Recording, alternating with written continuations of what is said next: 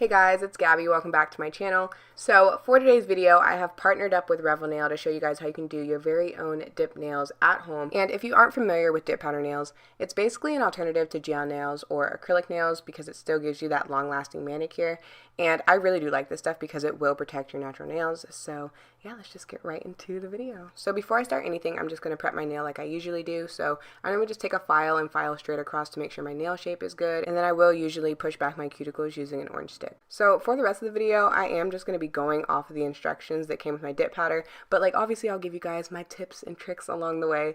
So first off, you need to sanitize and wash your hands, and then you're going to need to get the shine off your nail. They said you can use a drill, a buffer, or a file. I personally like using a buffer just because it's more gentle on my natural nail, and then I'm just going to wipe away the dust using a makeup sponge. So now moving on to the actual dipping process, your first step is to apply your pro base, and you guys make sure you apply this thin because you don't want to end up with some super thick looking nail at the end. So make sure you do thin coats, and then you do want to make sure it's as even as possible. Really take your time with this and then dip it as soon as you're done because you don't want it drying too fast. And I would definitely recommend applying the base one nail at a time so you can really focus on the nail you're working on. So after you dip your finger, you want to get rid of any excess powder. So I'm just taking a fan brush and I'm going to flip my finger over it and tap it off.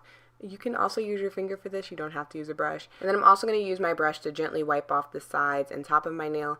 And you definitely want to be careful when you're doing this because your nail can still be dented at this point. So just take your time with it, and this is just another way to make sure your coats don't get too thick. Once you're done getting all of that excess powder off, you're going to repeat this process again. So go ahead and get your pro base and apply another thin layer of that and then dip it into the powder. And keep in mind, wherever this base is, that's where the powder is going to stick to. So if you get it on your skin, try to wipe it off before you dip it into the powder. And also be really careful around your cuticle area because it will be hard to clean off. And then when I'm dipping my nail, I don't really have a technique to it. I'm kind of just scooping it in there and then tapping off the excess. Here's what my nail looks like after I dipped it twice. You can see it's not too thick, it's pretty even. So now it is time to move on to the next step, which is the activator. And here's what it looks like. You can see that every lid has like a different color, which is really helpful. But basically you're just going to put this all over your nail. And I can say once you do this, there's no going back and fixing what you just did because this makes everything harden completely.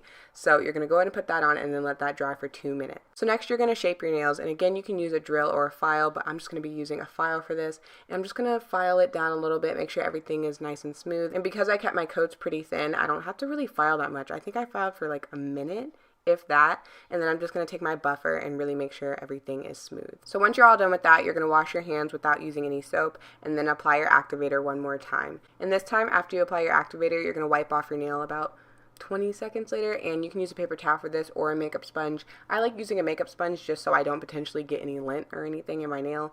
And then after that, you're going to move on to your finishing gel. And I do have to say, with the pro base and the finishing gel, make sure you're wiping off the lid after you're done using it because I made the mistake of not doing that and it got stuck and it was really hard to get off. So just make sure your bottles are clean before you put the top back on.